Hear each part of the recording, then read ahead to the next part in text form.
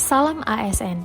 Video ini akan membahas tentang penyusunan SKP Jabatan Administrasi dan Jabatan Fungsional berdasarkan Permenpan RB nomor 6 tahun 2022.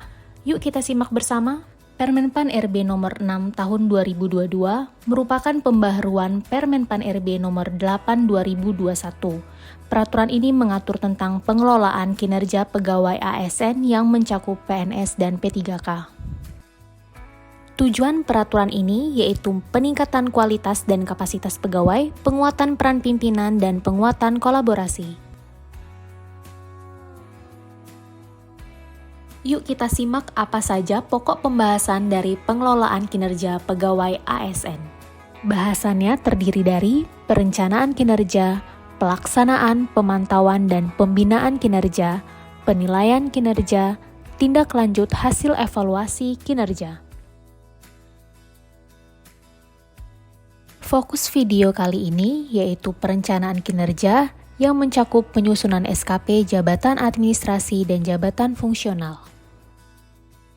Yuk kita simak langkah-langkah apa saja yang harus dipersiapkan pimpinan dan pegawai sebelum menuliskannya ke dalam format SKP JA dan JF.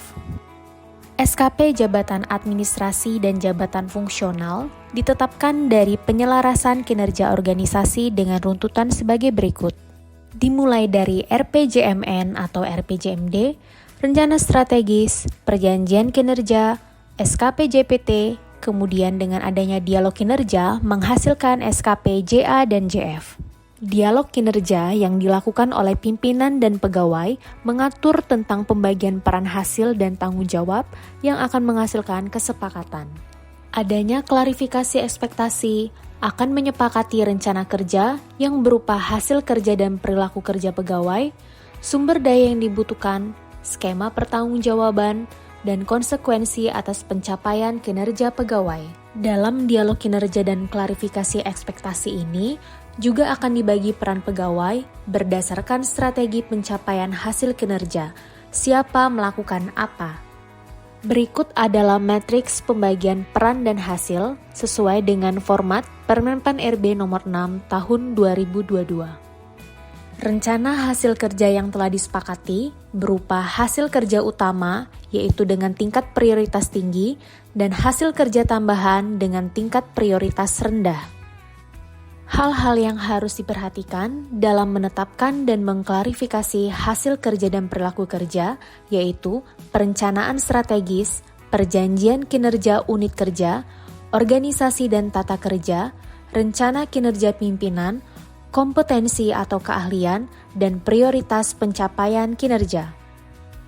Dalam menentukan keberhasilan hasil kinerja pegawai, pimpinan dapat menggunakan ukuran pendekatan kualitatif atau kuantitatif. Pendekatan kualitatif, ekspektasi pimpinan bersifat deskriptif. Ukuran keberhasilan atau indikator kinerja individu beserta target dideskripsikan dalam satu narasi, tidak menekankan dalam satuan pengukuran. Pendekatan kuantitatif, ekspektasi pimpinan bersifat terukur. Ukuran keberhasilan atau indikator kinerja individu dinarasikan terpisah dari target, menekankan satuan pengukuran kuantitas pada ukuran keberhasilan atau indikator kinerja individu. Perilaku bekerja dilandaskan pada core values ASN berakhlak, berorientasi pelayanan, akuntabel, kompeten, harmonis, loyal, adaptif, kolaboratif. Selain itu, pimpinan juga dapat memberikan ekspektasi khusus terhadap perilaku kerja yang harus ditunjukkan pegawai dalam rangka pencapaian kinerja melalui dialog kinerja. Kemudian, dalam lampiran SKP ini juga terdapat sumber daya, skema pertanggungjawaban, konsekuensi pencapaian kinerja yang telah disepakati bersama. Dukungan sumber daya seperti sumber daya manusia, anggaran, peralatan kerja, pendampingan pimpinan, sarana dan prasarana. Kemudian, untuk skema pertanggungjawaban, yaitu menyepakati waktu pelaporan perkembangan hasil kerja, yaitu secara periodik atau rutin, atau dengan waktu tertentu. Konsekuensi pencapaian kinerja berupa konsekuensi positif yaitu capaian kinerja memenuhi ekspektasi pimpinan dengan adanya pemberian reward kepada pegawai berupa material atau non-material dan pemberian penugasan baru. Kemudian adanya konsekuensi negatif berupa teguran atau pengalihan penugasan baru. Format dan lampiran SKP berdasarkan Permenpan RB nomor 6 tahun 2022.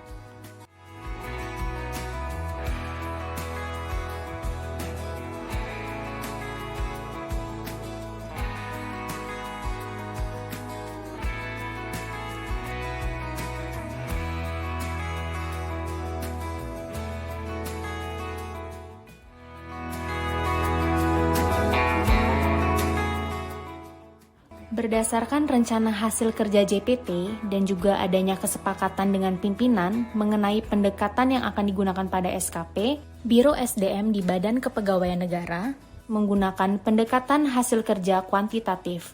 Oleh karena itu, yang pertama dilakukan adalah mempersiapkan format SKP pendekatan hasil kerja kuantitatif.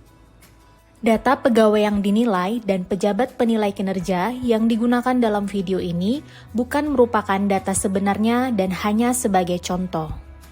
Lengkapi terdahulu nama instansi dan periode penilaian SKP. Kemudian, masukkan data pegawai yang dinilai dan juga pejabat penilai kinerja berupa nama, NIP, pangkat atau golongan ruang, jabatan, dan unit kerja. Mengisi kolom rencana hasil kerja atasan yang diintervensi, kita perlu melihat terlebih dahulu SKP JPT. Berikut adalah SKP JPT.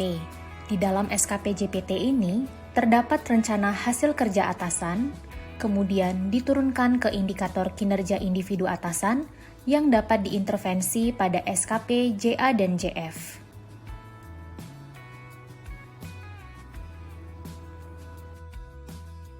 Tuliskan rencana hasil kerja atasan yang diintervensi di dalam kolom yang tersedia.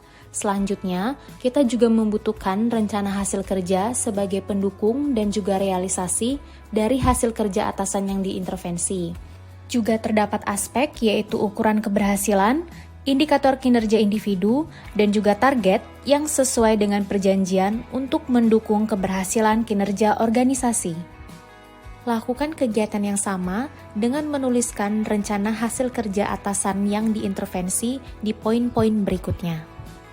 Hasil kerja tambahan dapat diberikan dengan adanya kesepakatan dengan pimpinan. Kolom berikutnya yaitu perilaku kerja. Perilaku kerja ini digunakan sebagai pedoman ASN dalam bekerja, yaitu berdasarkan pada core values ASN berakhlak. Dan juga pada SKP ini terdapat ekspektasi khusus pimpinan, yaitu pimpinan dapat memberikan ekspektasinya terhadap pegawai sesuai dengan core values ASN.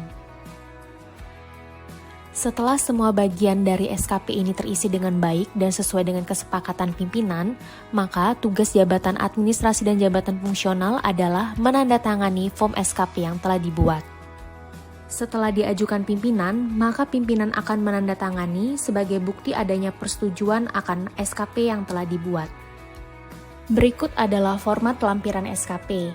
Isikan terlebih dahulu nama instansi, kemudian dilanjutkan dengan periode SKP, yaitu dalam contoh adalah periode tahunan. Tuliskan dukungan sumber daya yang dibutuhkan untuk mendukung hasil kerja kita, kemudian skema pertanggungjawaban secara periodik atau rutin, dan juga konsekuensi yang telah ditetapkan bersama dengan pimpinan. Terakhir, tuliskan tempat dan tanggal pembuatan SKP. Lalu, bubuhkan tanda tangan pada kolom pegawai yang dinilai, kemudian dilanjutkan kepada pejabat penilai kinerja untuk dimintakan tanda tangan sebagai bukti persetujuan. Sekian penjelasan penyusunan SKP dan juga contoh pembuatan SKP Jabatan Administrasi dan Jabatan Fungsional. Sampai jumpa dan terima kasih.